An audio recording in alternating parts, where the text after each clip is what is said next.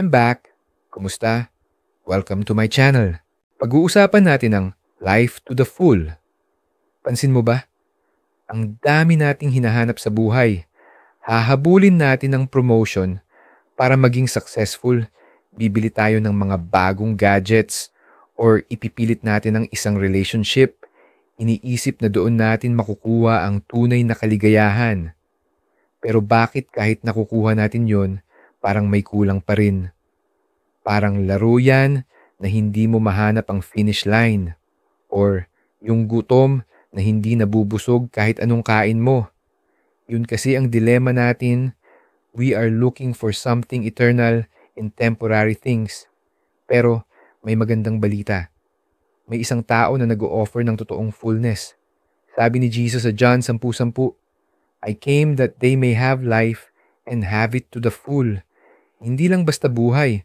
Buhay na may saysay, may kaligayahan, at may kabusugan na hindi kayang ibigay ng mundo. So ngayon, ang hamon ko sa iyo ay mag-isip-isip. Kunin mo ang phone mo or diary mo at tanungin mo ang sarili mo. Saan ko ba talaga hinahanap ang satisfaction ko? Ilang sandali lang. Pwede mong isulat yan. Kung sa career mo ba, sa pera, sa fame, o sa approval ng ibang tao. Tapos, pag nakita mo na, isurrender mo sa Lord. Sabihin mo sa Kanya, Lord, isurrender ko ito sa iyo. Help me find my satisfaction only in you. Yung fullness na sinasabi niya ay hindi about sa kung gaano karami ang meron ka. It's about how much of God you have in your life.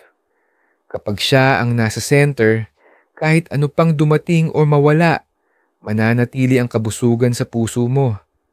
Tandaan mo, ang tunay na fullness ay matatagpuan sa pagmamahal ng Diyos. Yun lang. God bless you. Thank you for your time to listen. See you sa next video. God bless. Please like and share.